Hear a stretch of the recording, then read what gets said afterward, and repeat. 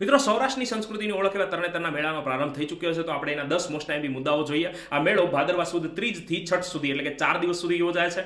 પાંચમના દિવસે અહીંયા માં ગંગાનું અવતરણ થતું હોવાની માન્યતા છે અને ગુજરાત સરકારના સોર્સ અનુસાર તે સુરેન્દ્રનગર જિલ્લાના ચોટીલા તાલુકામાં છે, પણ સૌથી વધુ નજીકનો તાલુકો અહીં થાનગઢ આવેલો છે. અહીં પાંડવોમાંના અર્જુને જે ત્રિનેત્રેશ્વર મહાદેવ મંદિરના પ્રાંગણમાં જલકુંડ આવેલો છે, એની અંદર જ માછલીનું પ્રતિબિંબ જોઈને મત્સ્યવેદ કર્યું હોવાનું જણાય છે, એટલે જ અહીંની ભૂમિને પાંચાળ ભૂમિ તરીકે પણ ઓળખવામાં આવે છે.